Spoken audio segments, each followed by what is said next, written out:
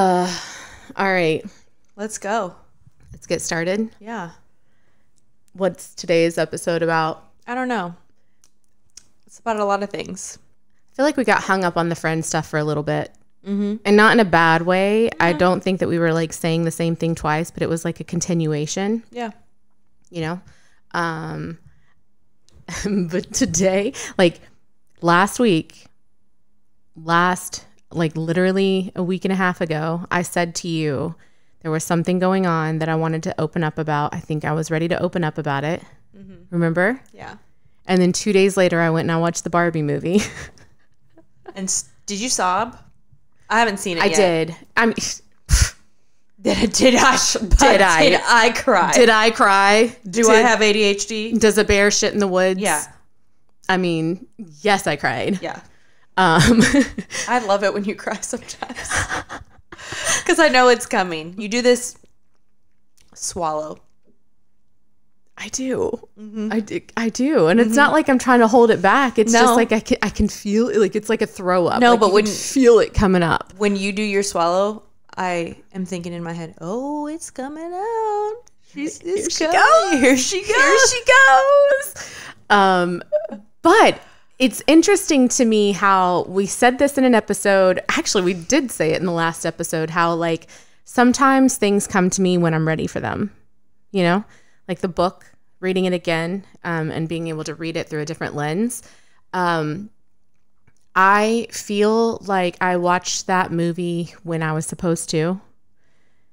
And it was a continuation of what I was struggling with last week that I told you I was ready to talk about.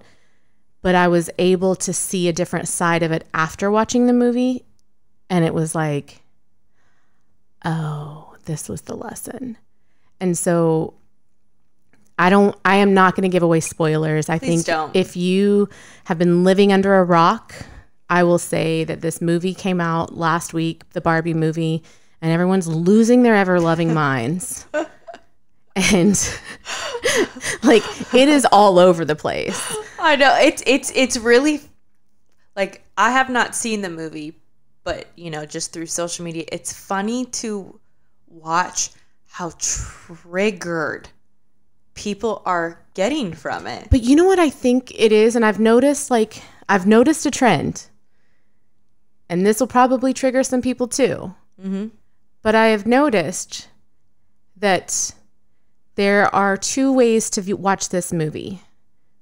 And that's with anything, really. Like, you're either watching it through an unhealed lens or a healed lens. And so I remember reaching out to a friend that night because she was supposed to be watching the next night. I was like, I don't want to give anything away, but I want you to text me after you watch this movie because I want to talk about it so bad and I can't because we had early access and like the movie hadn't even come out yet. And I'm like, I need to know that I'm not crazy and that other people are seeing this the way that I'm seeing it. And she did. But she's very much in this like healed space too. So I'm realizing a lot of the people who are triggered by it are unhealed men and unhealed women. So can you kind of give the perspective on why it's triggering to an unhealed man and why it's triggering to an unhealed woman? Because I think the lens is different even between the both of those. Very true. And yes, I can, because I'm not giving away any of the spoilers. And that's what I meant by like, if you've been living under a rock, like, yeah, I mean, this is all over everything right now. There's like Oppenheimer versus Barbie. We're both wearing pink. I'm just saying. And look at your pink and my pink. And that's our pink. Yeah. We have different pink. We did not even plan this. Yes, you are. For this episode. Leah is very, we both love pink, but Leah is very blush, subtle pink. Yeah. And I am loud in your face, neon pink. I love a neon pink. I just prefer my blushes. And I prefer my neon. I do love neon when I'm tan, though. Well, I'm always tan. You're always tan. I am not. I am tan 3 months out of the year. That's it. So the thing that I am seeing a lot of, it's in conservative Christian men and women, maybe not even Christian. I don't even want to put it in a box, but there's a lot of people saying this is feminist and it is like anti-man and woman, man hater, blah, blah, blah, blah, blah. And the way that I saw it through my lens, and this is my perspective, and I know that like art is an interpretation, right? The way I saw that movie and the way that I have talked with other people who are kind of in this healing space saw that movie was very much not feminism as we know it, but probably feminism as it should be, which is empowering to men and not angry at men. It's probably how feminism never has been. Yes. It's never been this way. Or maybe it started out that way and it turned into something more. I don't know. You might be right. I'm just saying so. Either or. Yeah. I don't know. But, you know, we've never done an episode on feminism, so I kind of want to talk about it a little bit because I consider myself like a feminist. Well, the definition of feminism, okay, give it to me, is men and women having equal rights. Ah, okay. That's the actual, let me look it up, but I'm pretty sure that's Let's fact check that real quick. Yeah. So I'm not saying that the movie isn't a feminist movie or a movie for feminist or feminine movie. Basis of equality of both sexes. Ooh. But I think the way that we interpret it and the way that we've seen it, and the reason I am not like, I'm a feminist, is because what I have seen from it is very angry. And I am woman, hear me roar, and nothing wrong with that. Like, I do think that's great. That is great. And like, power to the pussy and fuck men. We don't need men. Fuck the patriarchy, which I also agree with that, but not like the we don't need men part. Like, fuck the patriarchy. Yeah. But it's very angry. It has a very angry energy behind it. I was that angry feminist. Totally. But how many times, and this is where I'm going to take this, how many times have you told me and you have said in this podcast, you were too far in your masculine? Yes. And I kind of want to just elaborate on that. I grew up with a single mom who is very in her masculine. And so I grew up with not a male figure, a positive male figure, not a male figure at all. And it was, I don't need men. I'll do it myself. Mm-hmm. So even though I looked, you know, for love and attention from other men, I was still very angry at men. Yeah. And still had this very much fuck you mentality. So my healing has been getting into my feminine and learning to be vulnerable and learning, like with Tony, my fiance, to feel safe. Like, I'm safe and I'm okay. And he is going to protect me and he is going to provide for me. But I also do things for him. There's a balance. There's a how do you say that? A reciprocation? Yes.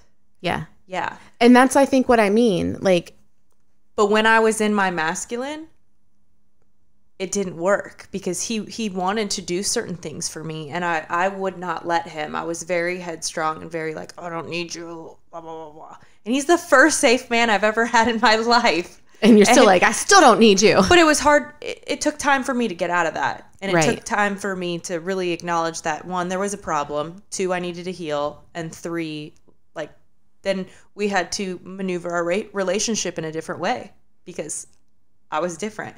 And because I was different and I started to heal, then he started to heal. Yeah. But we'll get into that. We'll totally get into that. Because I also, the last time my husband and I did MDMA together, he was talking about divine feminine. He was? He was. Okay, he was. Jason, pop off. I know. Like, and I was like, okay. And he was like, I think that you were too in your feminine. Yes. And it scared me. You were. And I was. I absolutely was. I was that like, take care of me and I'm a baby, and not really a baby, but like I did not defend myself. I did not stand up for myself. I was very submissive.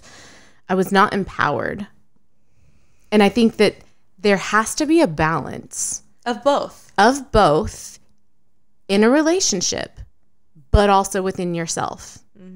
Because now I do have these masculine qualities. And when I say feminine and masculine, we are talking about like, I need you guys to Google the difference between like, not feminist as we know it, not feminism as we know it, but like what a divine feminine is versus what a divine masculine is.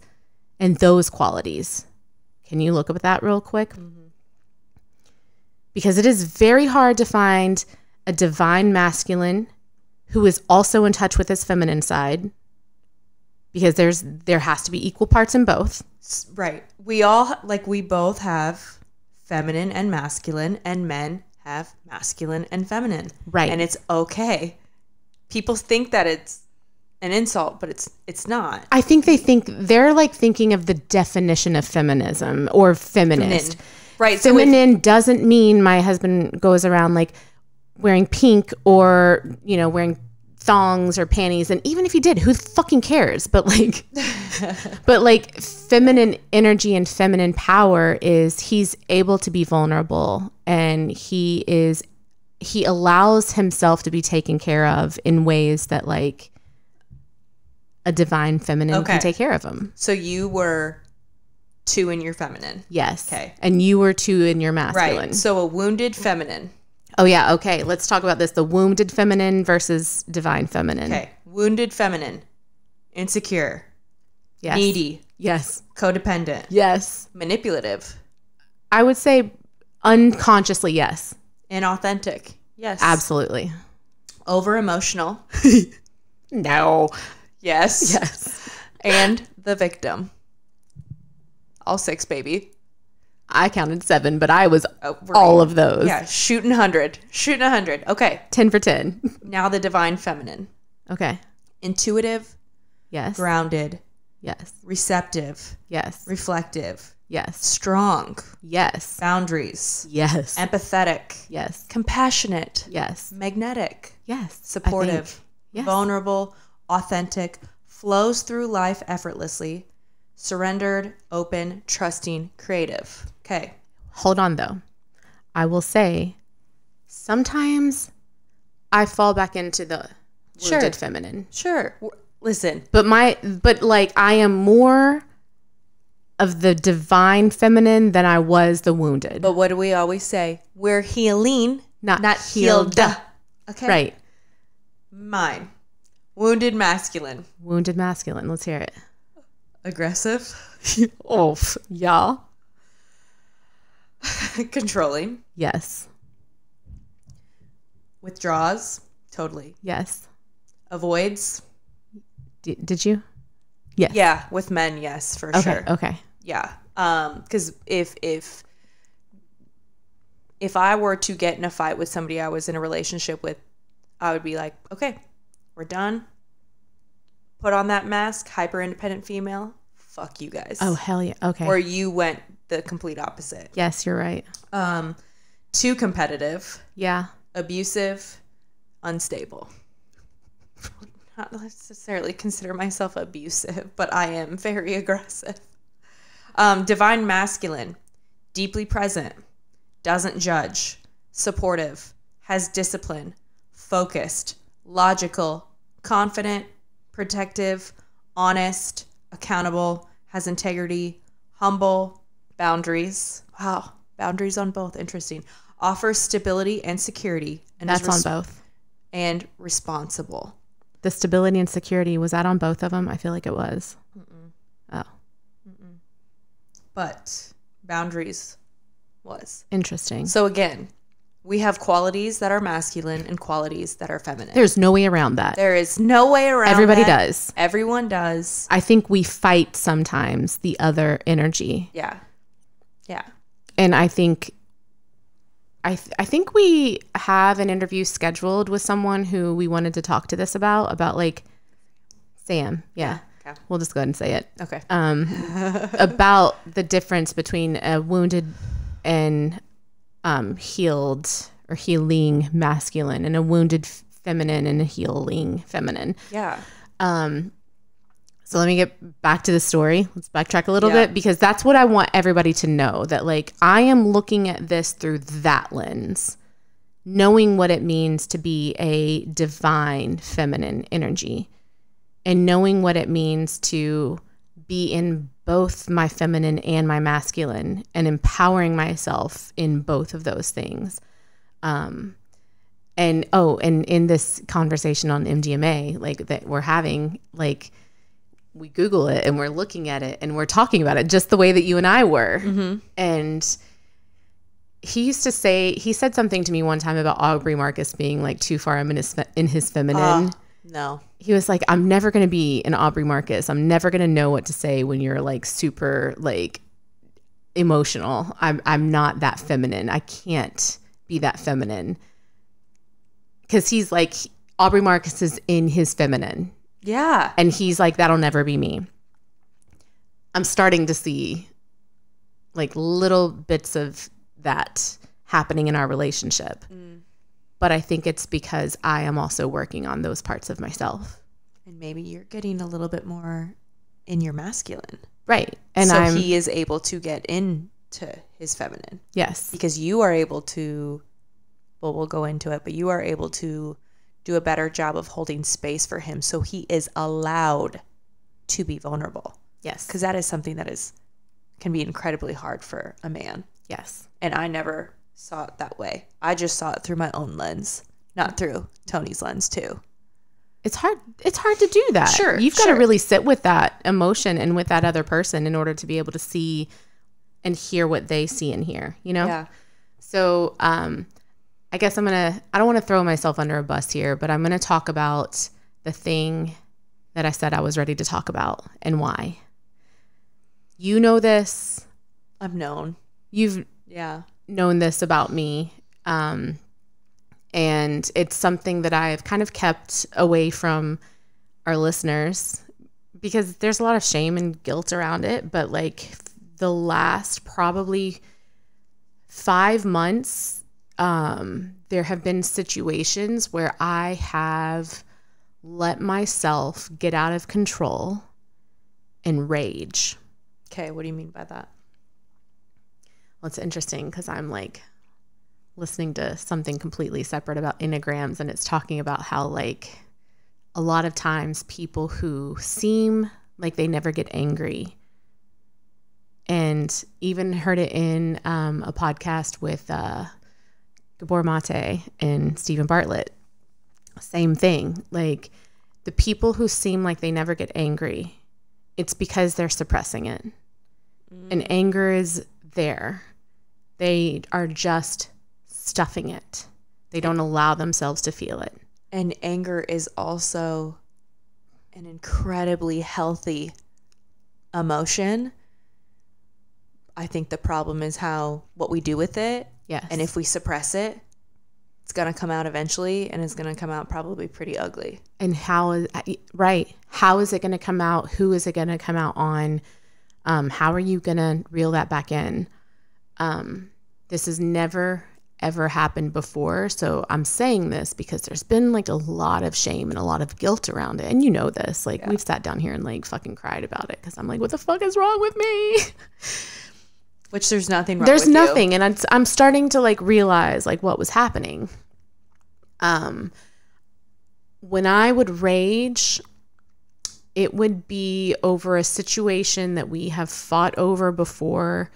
And I am like, am I going fucking nuts? Like I've voiced this before. I have said this before. And I've even tried to like dumb it down in a way that's like, if I tell you you're stepping on my toes in a nice way and you like don't hear me, and then I'm like screaming, get off my toes, get off my toes, get off my toes. Like if I have to scream it for you to hear me, like I don't want to do that. I want you to hear me the first time.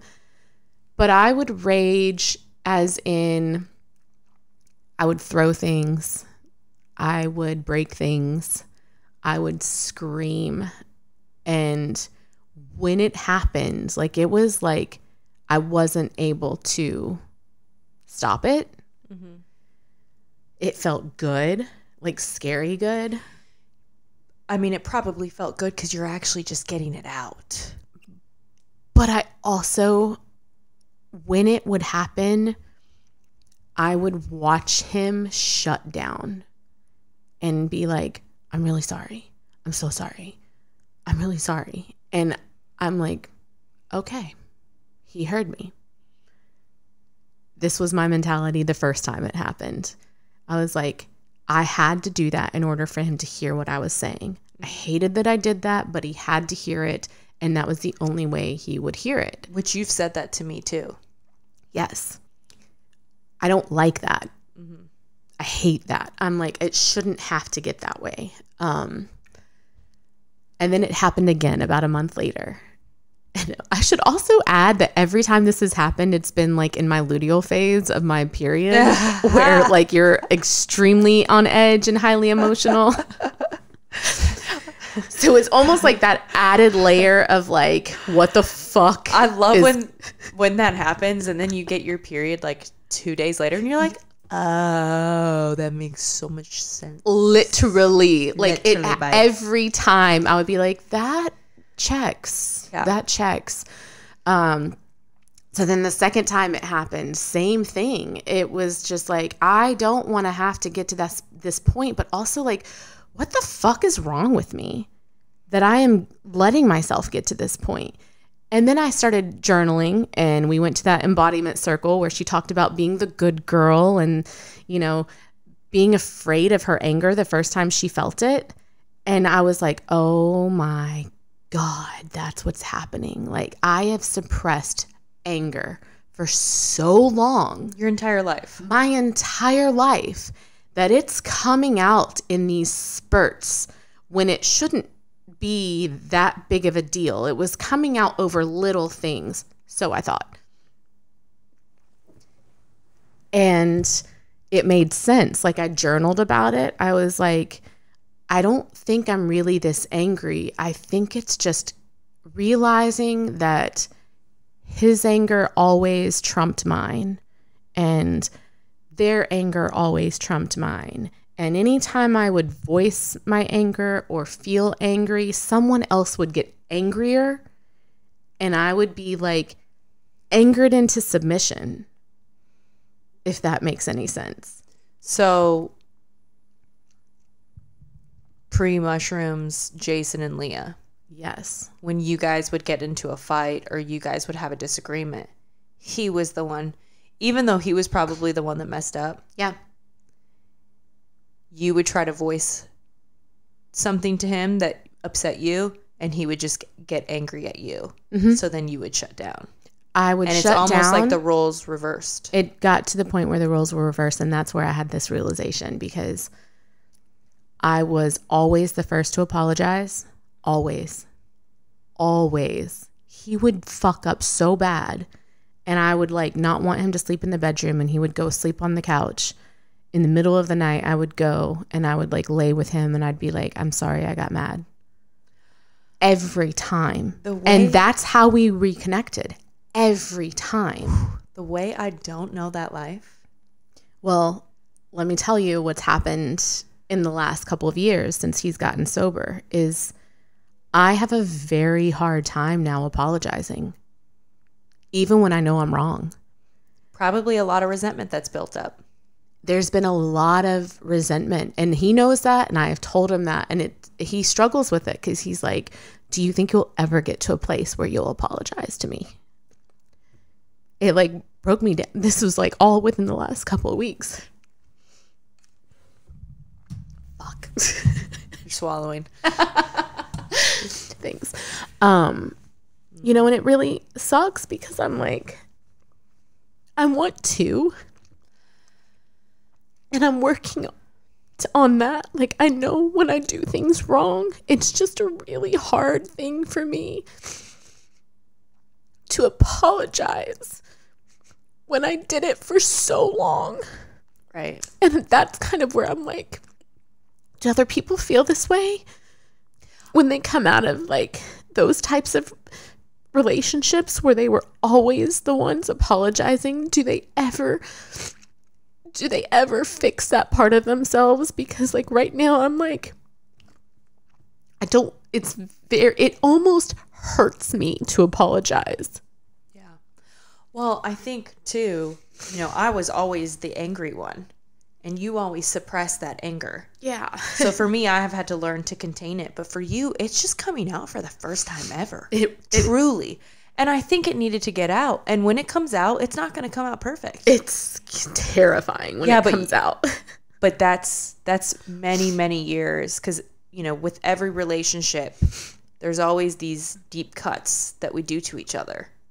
Yeah. That just happen in any type of long-term relationship. It doesn't necessarily mean that we mean to do it, but it is what it is.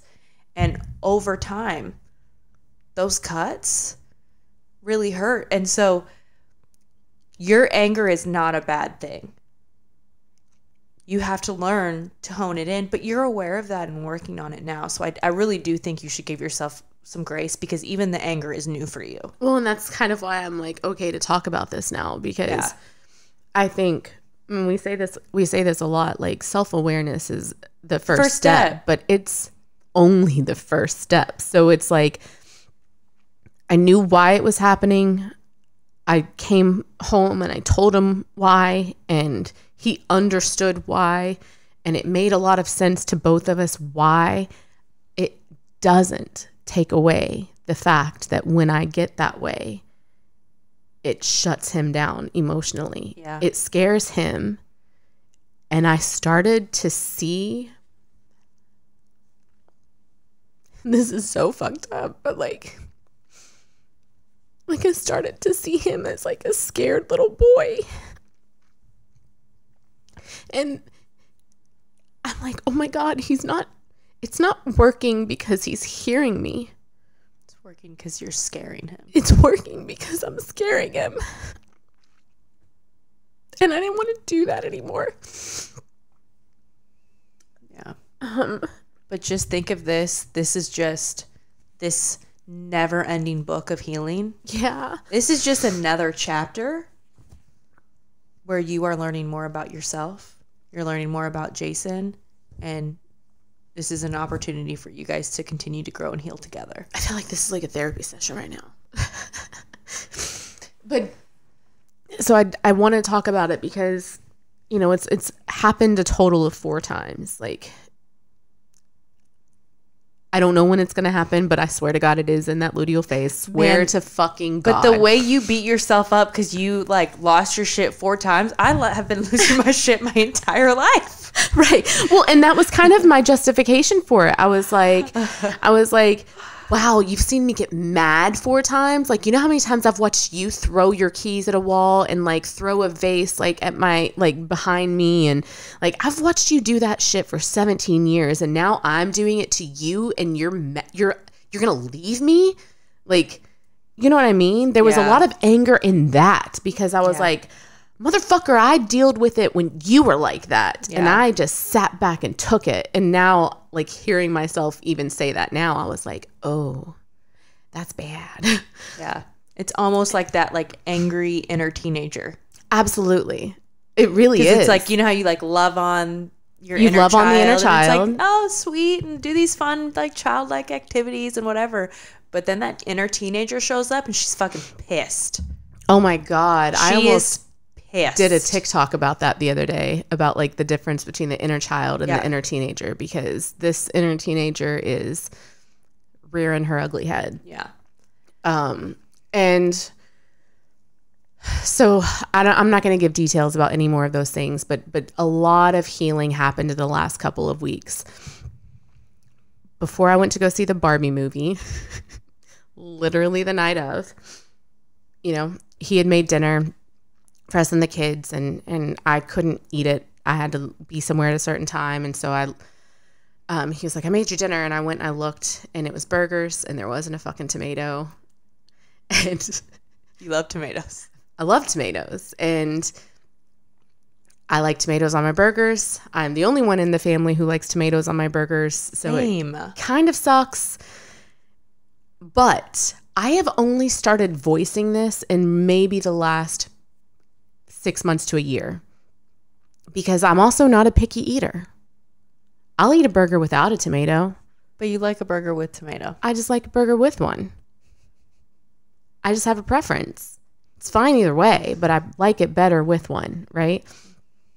So he's the one who does all the grocery shopping. And I know everybody is like, oh, that's so sweet. I'm like, no. He prefers to do it because he's efficient. He doesn't go over the budget. And it gets him out of the house. And he works from home and he hates being home all day. So like, it's not like, you know what I mean? Like, it's not just because like he's like doing it out of the kindness of his heart. It's selfishly, but I appreciate it. Well, you're not going to do it. You don't want to. If I do it, I want him also to be there. Like, I want it to be a family affair. And I go over the budget and I'm getting candy and ice cream. And like, I'm like a fucking kid in a candy store, literally. So it makes sense for him to do it. He keeps us under budget. It's all healthy food and shit. Like, whatever. So he'll forget the tomato. And I have been trying to be like, okay, but like just next time, like if you're getting burgers and if you're getting hamburger buns, that like let that trigger you and remind you to go get a tomato. And he's like, but I've already gone past the produce section. Like, it's like this, he has this system that he uses. And so he's been doing it this way for 17 years. And now I'm like asking him to do it this new way. And the last few times, like we have a little gas station down the street that also is like a little grocery store. And he's like, it's not a big deal. I'll run down there and grab one. I'm like, okay. So it's always taken care of. It's not that like, he's like, fuck you and your tomatoes, you know? But he laid this plate out. There's no tomato on it. And I was like, I can't eat. I got to go. Like, I'm going to be late. And I left 30 minutes earlier than I should have because I was like, fuck him. He didn't get a tomato again. And I was like so angry. I should also mention, I didn't know I was about to start my period because I started using a new tracker. So it hadn't like synced up with my shit yet. Didn't know that until a couple of days later. I was like, oh, okay, that makes sense. So in my head, literally on the way to the Barbie movie, I'm like, he's never going to get it right. He's never going to get a fucking tomato for me. He doesn't care about me. He doesn't even care that I like tomatoes. Like, he doesn't care about making me happy. And then I watched the movie. Yeah. Okay. I watch it. Okay. And I stay and I talk to my friend for like 2 hours afterwards. And I go home and I'm like, in my head, like, okay, but he made you dinner and he cleaned up. And why is it that big of a deal? Like, just like accept that. And then the other side of me, like the little angel and the devil on my shoulders, like the other side of me is like, but your needs matter and what you want should matter. And like, yeah, he did those things, but like, what about what you want? Like, he's always done those things. Like, so I've got these two voices in my head. And so I'm like, how do I bring this up without sounding ungrateful? What do I do? And do you remember when I told you I was reading that book and there was another chapter in it about the relationships, the empath survival guide? Mm-hmm. I got something out of that day too, that was saying like, you know, you can sandwich it between like two positive things. But I was so scared to bring it up. I was so scared to bring it up. Because you were worried that you were going to get angry, or you were worried it was not going to be productive and he was going to shut it down? Because he beats himself up for not getting things right. Does he? Yes. Okay. So I was afraid if I brought it up, it would send him into this spiral of, I'm never going to get it right. You deserve better. You know, like I'm never going to be perfect. Like I'm going to forget these things. And you're clearly not happy. So I'm like, I'm just going to keep it in. I'm just going to keep it in. Like, there's no point in bringing it up. I'm just going to keep it in. And then the next day comes and I'm still keeping it in. But I'm like, as I'm keeping it in, I'm starting to feel this like rage. You have to get it out. I have to get it out. But I am scared to let it out because of the way that he hears it. Because he has an internal voice telling him he's never going to get it right. So I'm like, how do I get this out without him feeling defeated? I don't know how. I've tried it 100 different ways, 100 different times, and I don't know how to let it out. So he noticed that I was like off, and he was like, are you okay? And I was like, we can talk about it later when the kids go to bed. And he was like, is everything okay? And I was like, we'll talk about it later. So the kids go to bed. This is the day after the Barbie movie. Kids go to bed, and I'm like, there's an issue that I'm having, and I'm struggling with the language and how to bring it up to you without it causing a fight, because I don't want to fight with you, and I don't want to make it seem like it's a big deal. And I don't want you to feel like I don't appreciate what you did.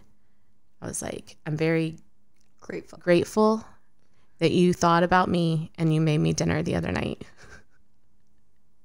But you forgot the tomato.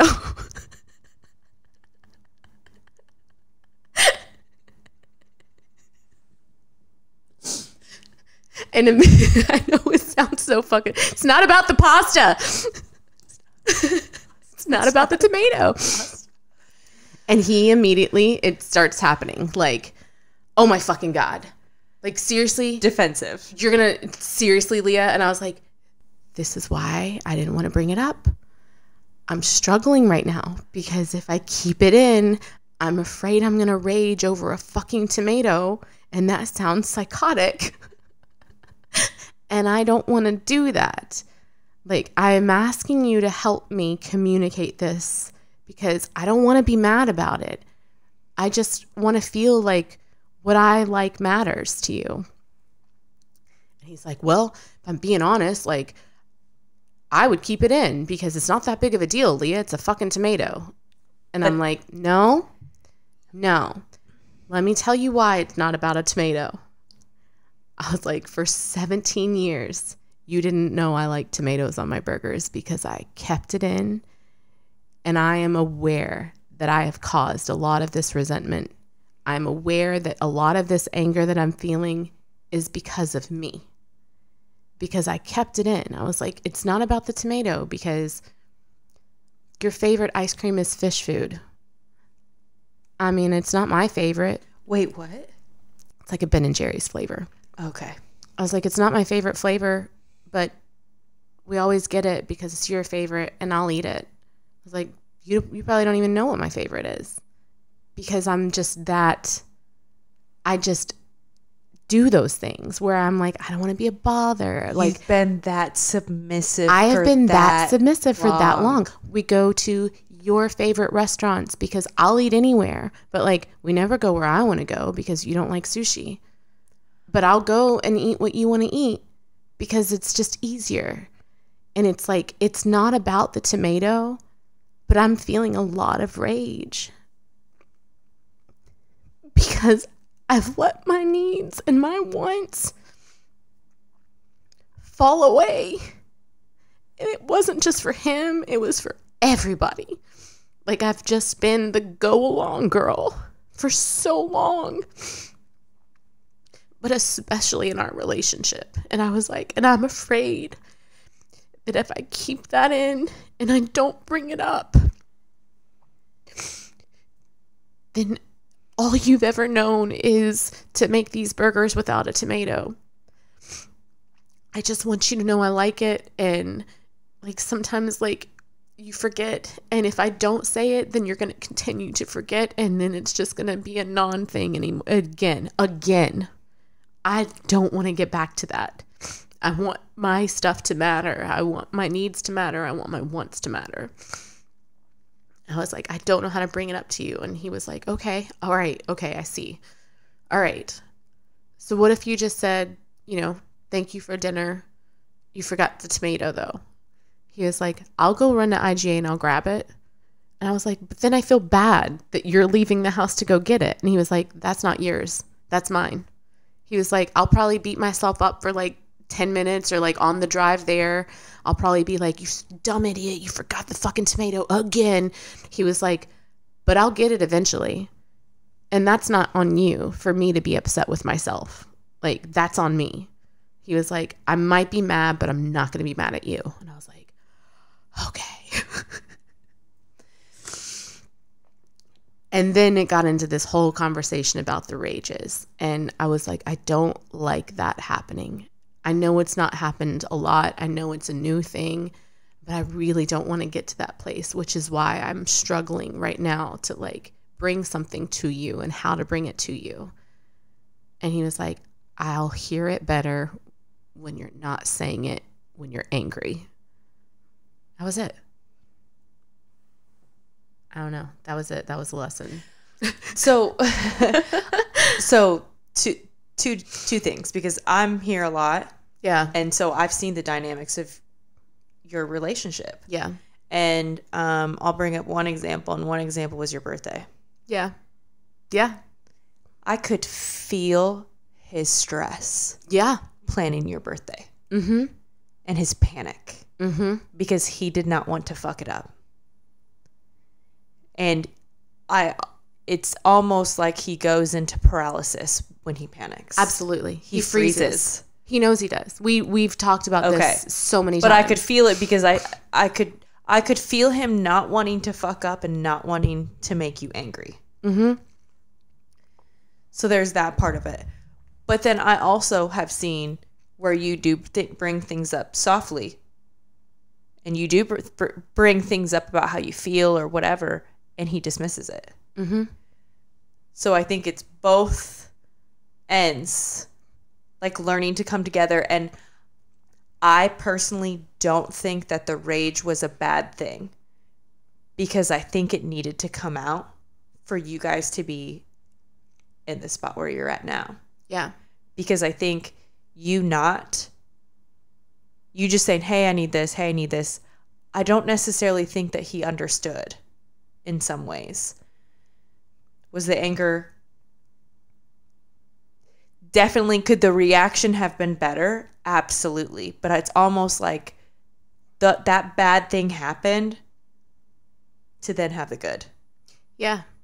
No, I see. I know does exactly. Does that make sense? Absolutely. Like, it needed to happen. Yeah. I don't think anything in this life happens for like no reason whatsoever. It's also like, I think it was supposed to happen that way. He freezes to the point of paralysis in every situation. And that pisses me off, because I'm like, I just want effort. Like, you're striving for perfection. And he does this with everything. He like is in law school right now, and he's like doing it with law school. And I'm like, you strive for perfection in everything. And when you can't do it perfect, you think you fail. And the way that I see it is, which is a trauma response. Yes. The way I see it is, you're trying and you never tried before. So for me, like, progress over perfection. Well, and that's where our childhood wounds come in. Right.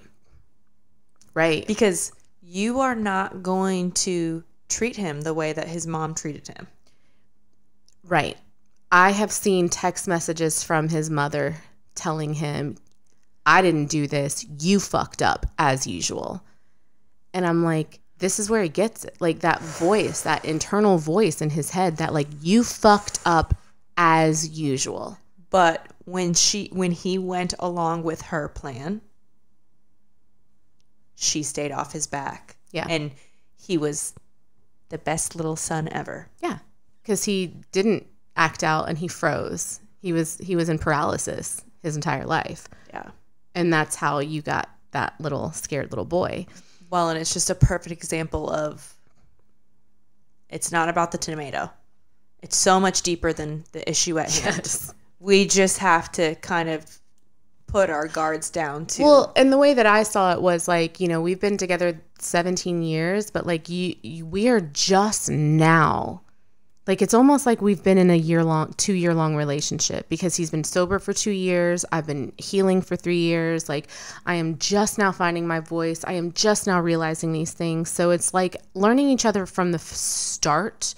Because one of the things he said, he was like, yeah, but like, I don't like tomatoes, so I don't think about it. I was like, but you don't like broccoli, and 2 of our kids like broccoli, and you always get them broccoli. So it's not about like, you don't like them, so you don't think about it. I think he has spent a long time dismissing your needs.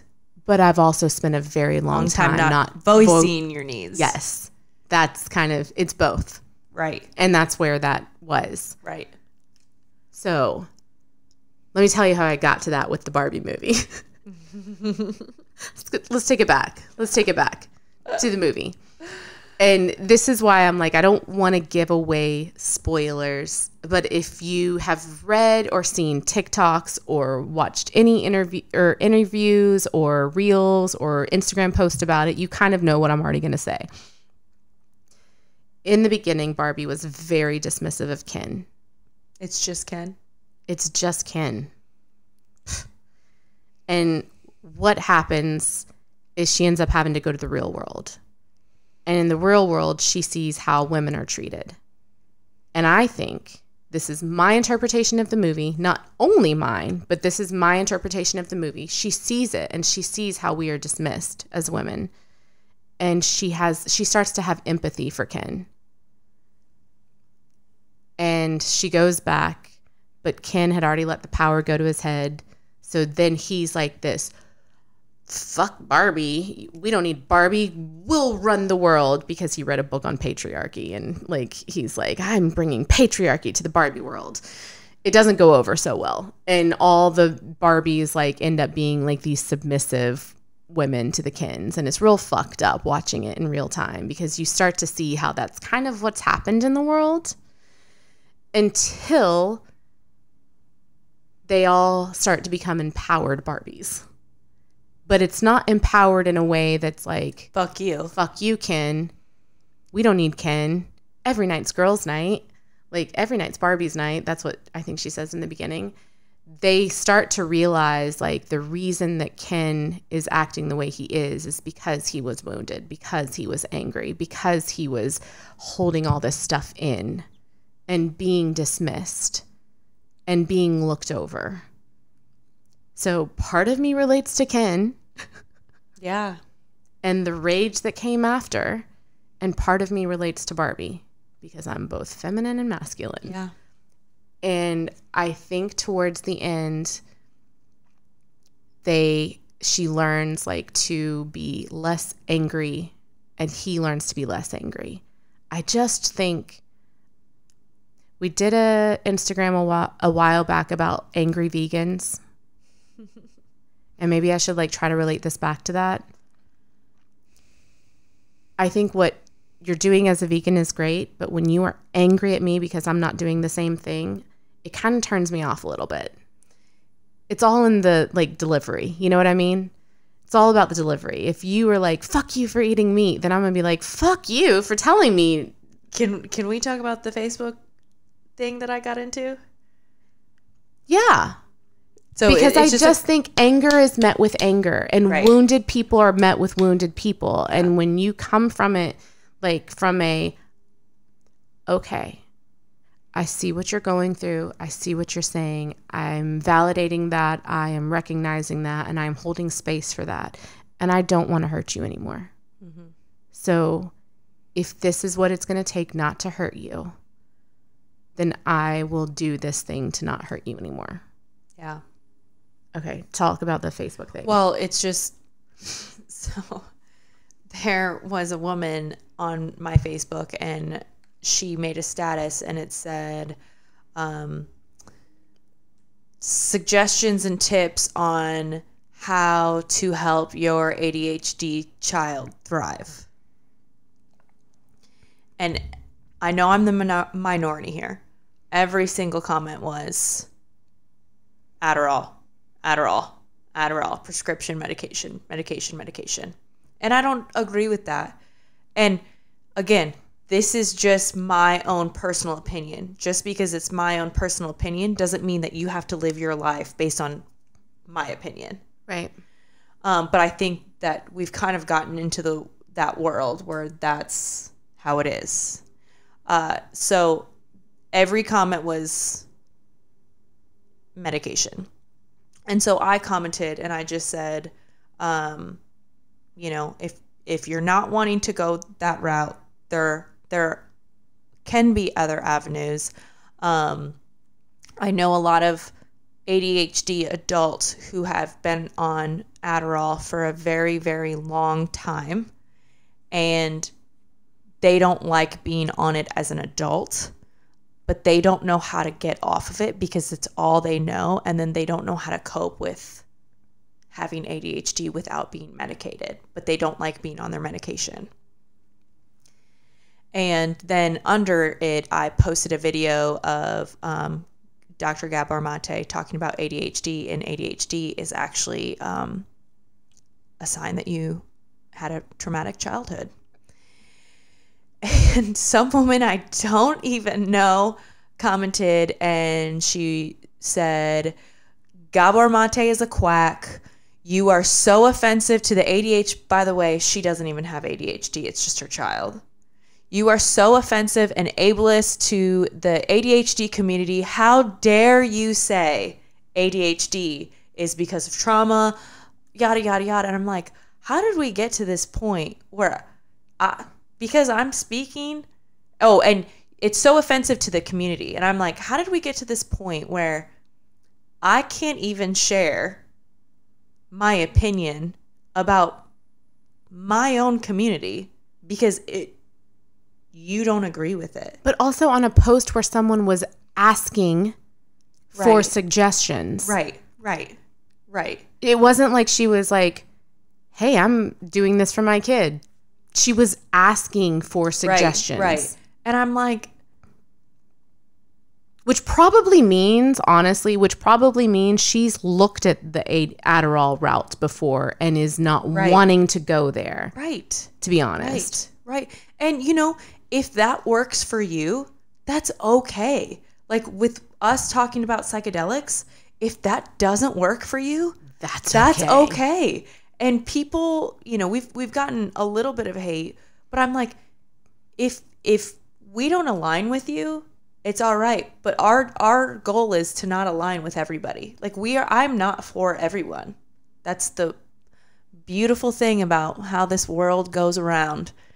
And it's just this, like, because you think differently than I do, then you're just wrong and you should get canceled and blah, blah, blah, blah. And I used to be that. And so now I just see it from a very different lens on, you coming at me that way. Who is going to respond and be like, you're so right, babe. You're so right. You know what? All right. Hand over that Adderall. Let me take it.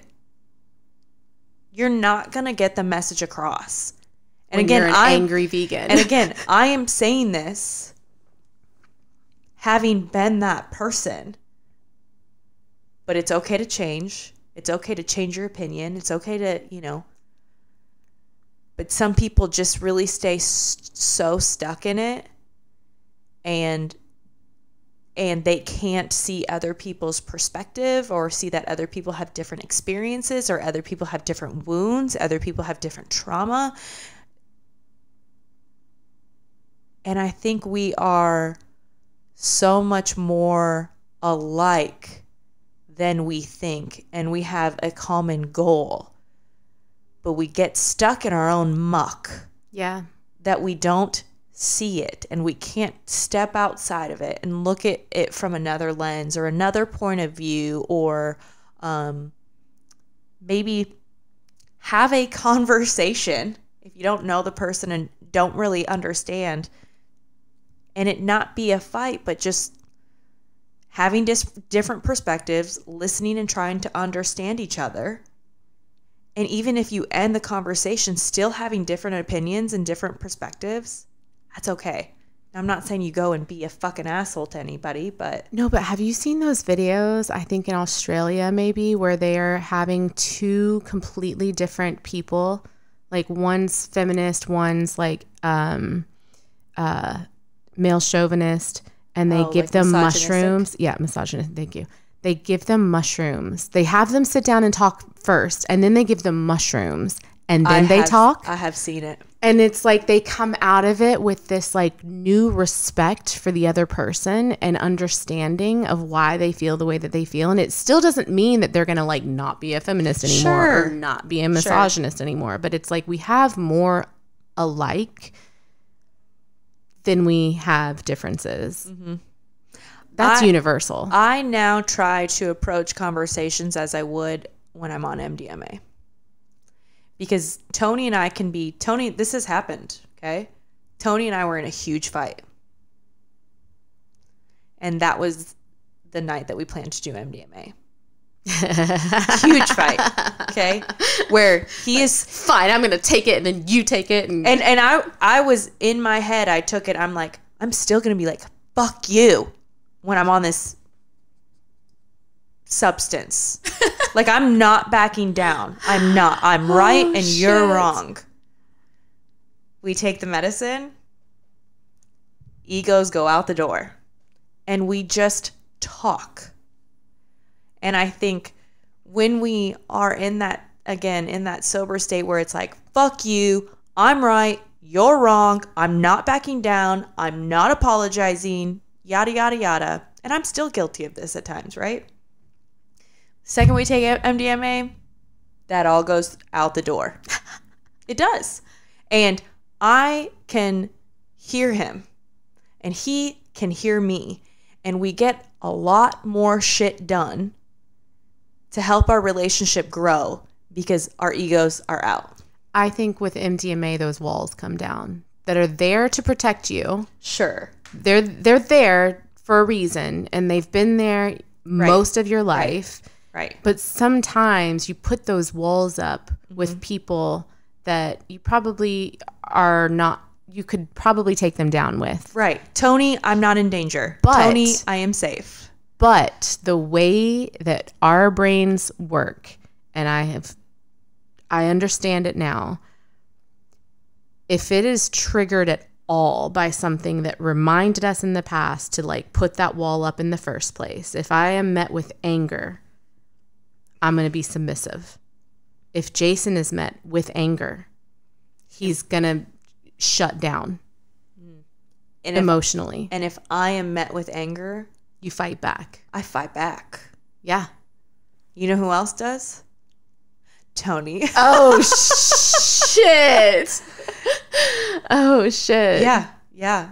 Because, again, I was that person who I had to defend myself physically. I had to. I really didn't have a choice. So it's just interesting, you know, even when I see that, like, that woman on Facebook getting so angry at me for just sharing my own opinion. Yeah. That's not a personal attack against anyone.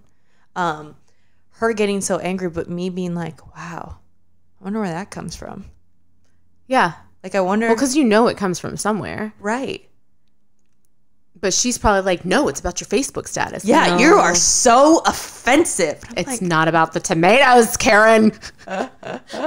So on a different note, another conversation that I had today on social media was with one of our followers. You should share that. I do. I want to share it because I loved the conversation. Mm-hmm. And we had different opinions. About the Barbie movie. About the Barbie movie. He had watched it and is like, no, it is feminist. And we have probably been talking back and forth for a couple of hours now, on and off. And it hasn't been combative. It hasn't been angry. It's been, I listen to what he has to say. He's listening to what I have to say.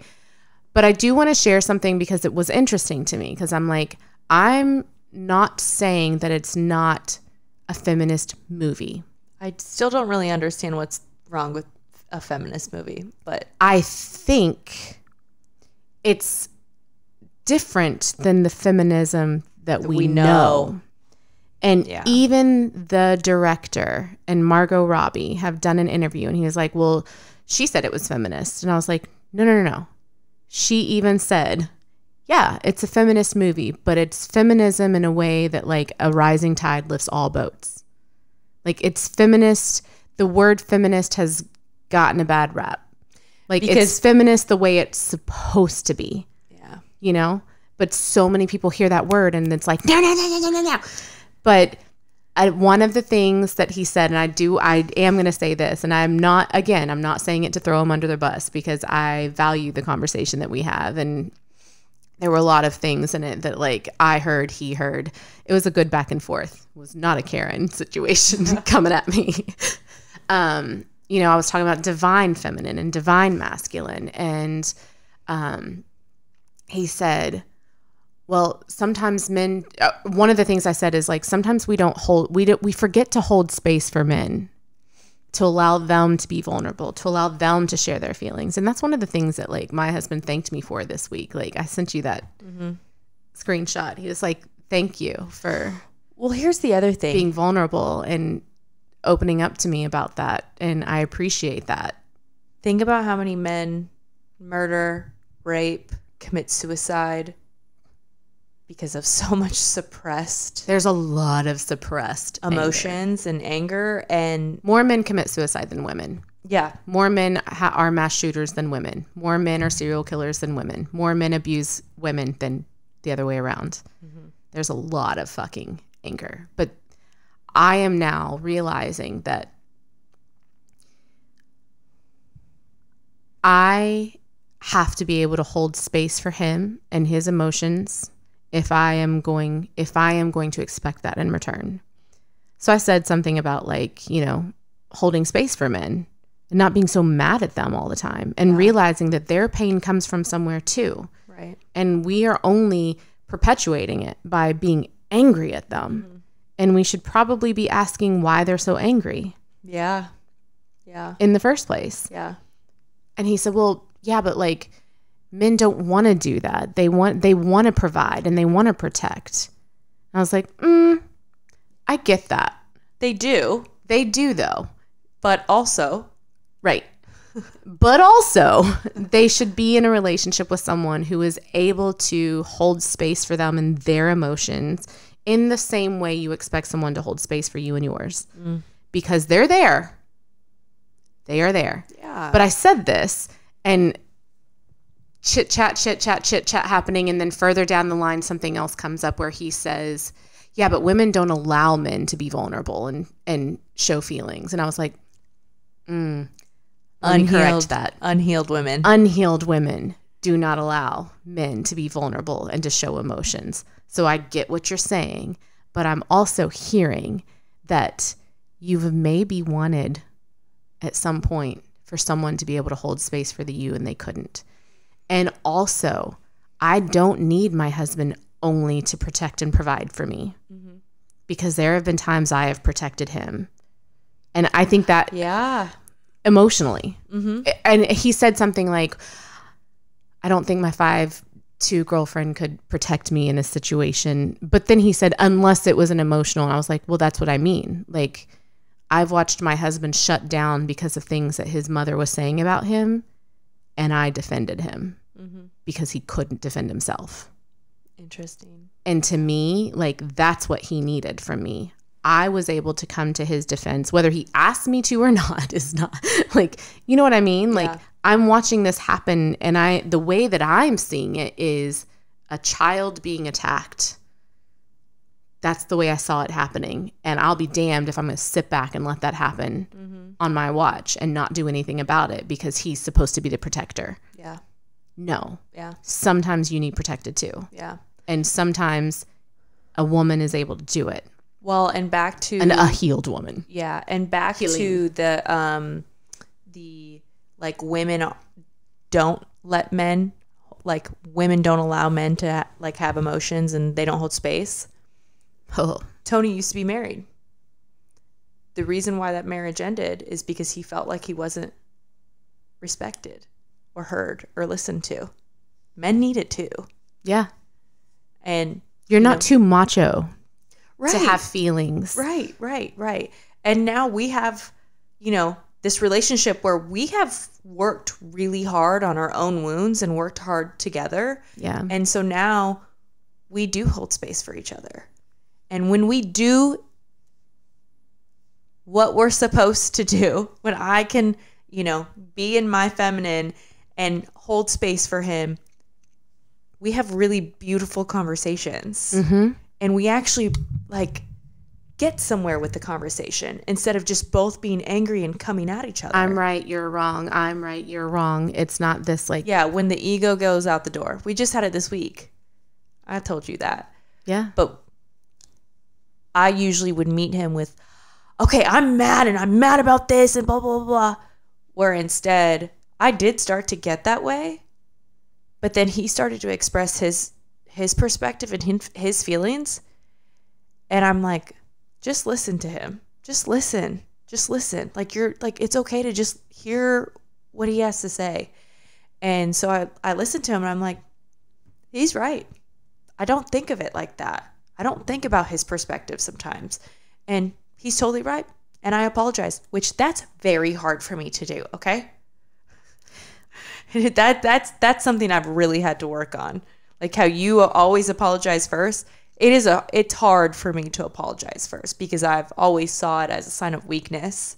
Mm-hmm.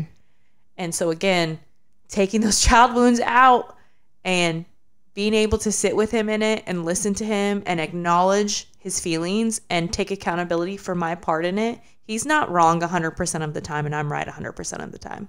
No, usually it's not about that at all. It's like right. Neither one of us are wrong or right. Yeah. It's just about seeing that other side. Yeah. To add to that though, I think earlier before we started recording, I was talking about how the way that we are not able to hold space for men sometimes, and I can understand why, because I was in that space for a little bit when he first got sober, and there were times that he would get very distraught and very emotional, and I could hold space to a certain extent, but I would be lying if I said it didn't make me feel good that he was crying. Yeah. Because I was very much in this, you should be crying. You're resentful. You should feel shame. You should feel guilt. You should be feeling this because look at all of these things you did and look at how you made me feel for so long. You should be feeling this right now. Now, should he have? Yes, that was part of the process of, getting sober. And it's also part of the process of healing. Like if you're not feeling guilt or shame during your healing process, you're doing it wrong. You're bypassing a lot of shit. I have DM'd people and apologized to them. There's so much guilt and shame that comes along with this. Mm-hmm. What wasn't right was that I was happy to see him doing it. The other part of me was happy that he was able to have feelings and emotions. Yes. I was okay, it's not all lost. All right, cool.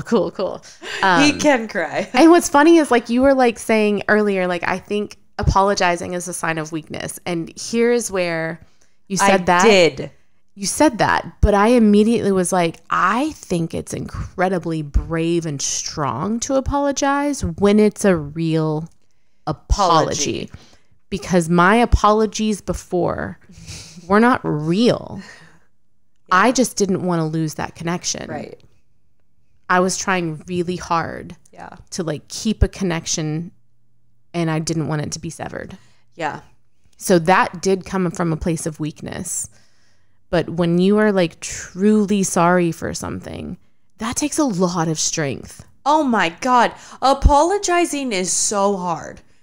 And I'm talking, yes, a sincere apology. Well, I don't apologize. I just used to not apologize. If I apologize, I felt a lot of guilt and shame. Yeah. So that has been work to really hear him and sit with him and apologize and mean it. Okay, so it's not just me. Yeah. Oh my gosh. Damn. No, I think that takes a lot of growth. And self-awareness. We could maybe talk about this in another episode another day, but what a true apology is. Because it comes with a change in action. It comes with a sincerity. How many times do narcissists apologize and continue the same behavior? That's very true. So for a long time, Jason saying sorry meant nothing to me. Nothing. Yeah. Because I was I've heard this all before. He doesn't mean it. Right. But he wasn't saying it from a place of strength. He was saying it from a place of weakness. He was saying it to shut me up. He was saying it because he didn't want to feel guilt. He didn't want to feel shame. He was saying it so you wouldn't leave. Yeah. It was both of us. Both of us were. Yeah. In different ways. Wow. I was supposed to go to this movie with you. Yes. But it was past your bedtime. I'm going to send you a video. What I do to get ready for bed. I believe you. No, I put eye masks on. I have I ice roll my face. I have mouth tape. Like I have a whole routine. I know you just sent me a thing and I'm like, that's you. Such projector energy right here. But the movie was at 7 on a weekday, and I'm like, I was like, it's 7 o'clock. What are you talking about? Are you kidding me? Yeah, no, I don't do that. Don't do that to me. I'm sorry. Sometimes you do it. Well, I'm going to go to a concert with you. But okay. You're very lucky, so. Oh, I appreciate that. Thank you so much. You're welcome. Thanks.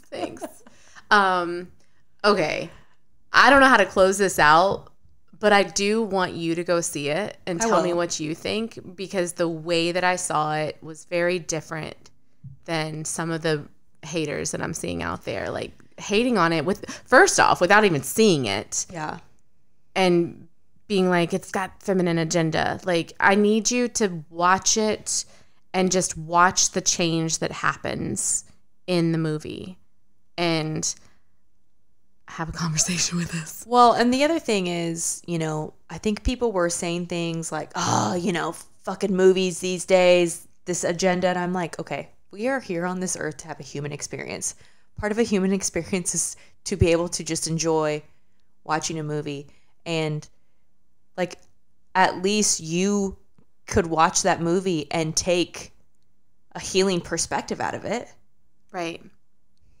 I got something incredibly healing out of it. Yeah.